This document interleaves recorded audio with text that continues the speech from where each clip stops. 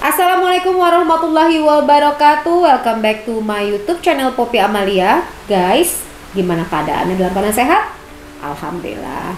By the way, kamu akhir-akhir ini lagi gabut atau lagi ada banyak aktivitas? Maksudnya banyak aktivitas, berapa banyak film yang kamu tonton akhir-akhir ini?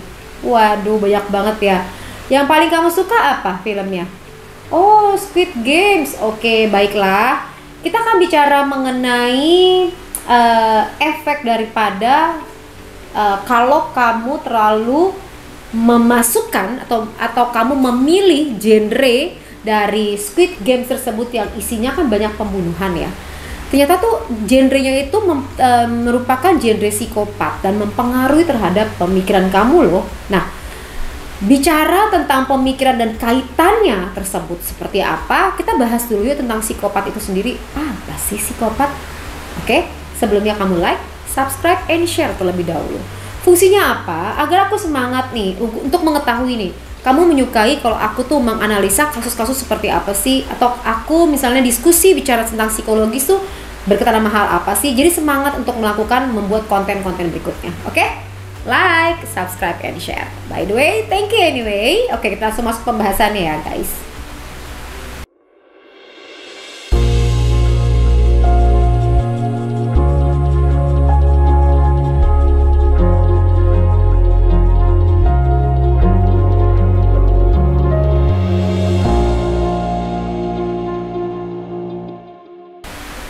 Bicara mengenai psikopat itu sendiri apa sih definisinya? Oke, aku akan menjelaskan mengenai pemahaman dari psikopat itu sendiri, ya. Sebelum kita mengaitkan antara tontonan film dan genre psikopat itu sendiri, kita bahas dulu mengenai apa itu psikopat. Psikopat merupakan gangguan kepribadian loh guys, yang ditandai dengan beberapa ciri, seperti perilaku yang antisosial.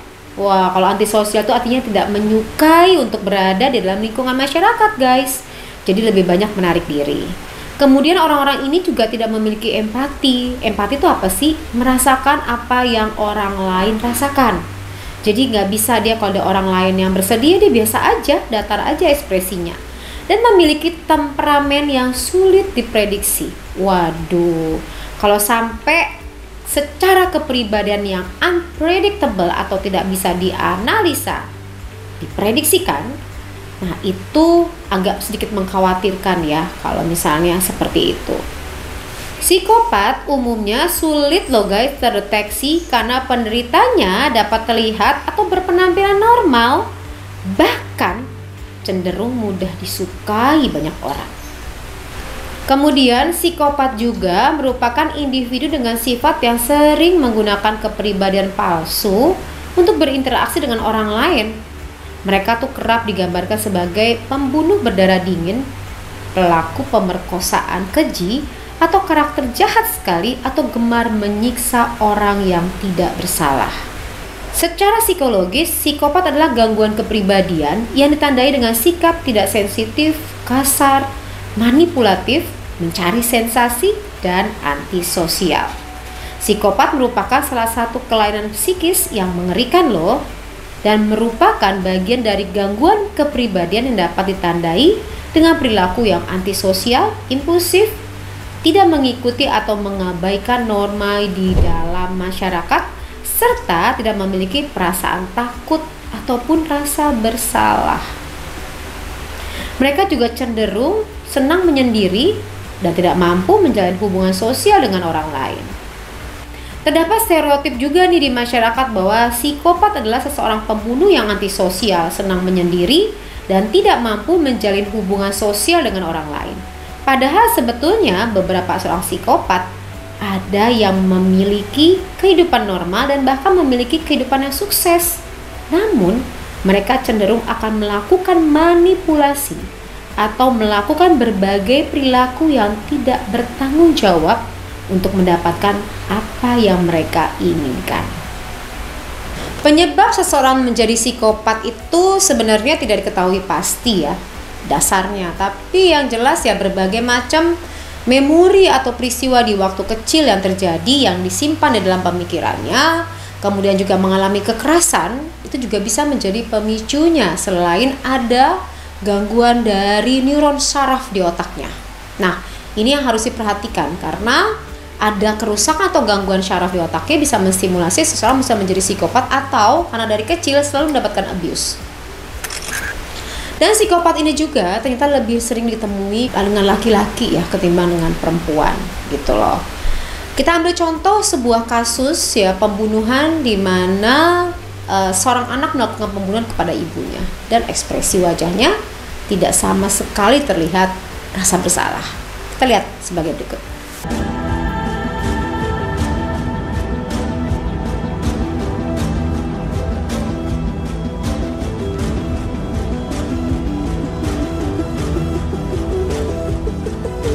Nah, dari gambaran video ini ia terlihat ya tersenyum walaupun tidak diwawancara ya, tapi penyesalan atau sedih dan lain-lain dirasakan tidak dilihatkan oleh ekspresi wajahnya. Mengapa ia tidak memperlihatkan ekspresi wajah sedih dan lain-lain atau datar ya?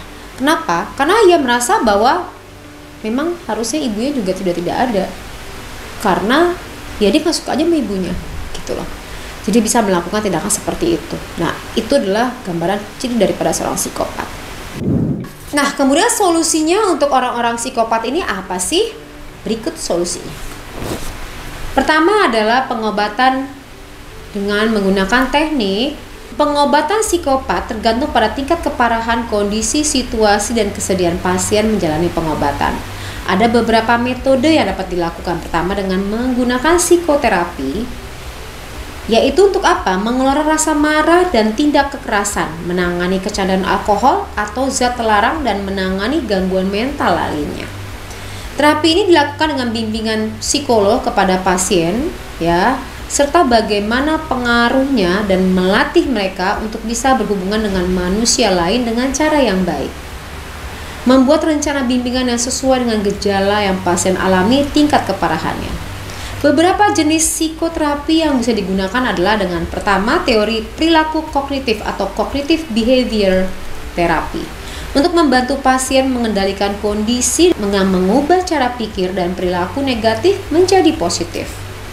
Terapi berbasis mentalitas atau mentalization based therapy untuk membantu pasien memahami bagaimana kondisi mental mempengaruhi perilaku. Terapi psikodinamika untuk meningkatkan kesadaran pasien terhadap pikiran dan perilaku negatif dan impulsif. Nah, sekarang kaitan dari psikopat tersebut dengan tayangan video tersebut apa nih genrenya ini? Jadi, pada saat manusia berpikir menyaksikan tayangan, itu kan secara visual. Tanpa sadar, itu langsung menembus masuk ke pemikirannya. Begitu dia ulang-ulang, tanpa sadar akan membentuk perilakunya menjadi sadis seperti itu. Nah, oleh sebab itu saya menghimbau, bijaklah pada saat kamu memilih tayangan-tayangan film, ada juga tayangan-tayangan semua tontonan yang nantinya akan masuk ke dalam pemikiran kamu. Tadinya kamu tidak punya masalah apapun, tiba-tiba menjadi sadis, tiba-tiba menjadi berperilaku temperamental dan lain-lain, hanya karena tontonan tersebut. Jadi sebaiknya bagaimana kamu bisa memilih dan menyeleksi tayangan tersebut. Dan untuk para orang tua, tolong dampingin anak pada saat menyaksikan film-film seperti ini. Oke, demikian saran dari saya. Silahkan kasih komentar di bawah ini mengenai hal tersebut. Apa tanggapan kalian? Dan kalau memang kalian suka, aku hanya menyarankan untuk bisa mengelola emosi kalian dengan baik. Oke? Cara pengelolaan emosi bisa kalian akses ya di konten YouTube aku, relaksasi, dan di podcastnya aku. Gitu. Dan bisa juga konseling langsung dengan psikolog kita. Dan tinggal akses aja di IG Poppy Psikolog. Sampai bertemu lagi. Wassalamualaikum warahmatullahi wabarakatuh.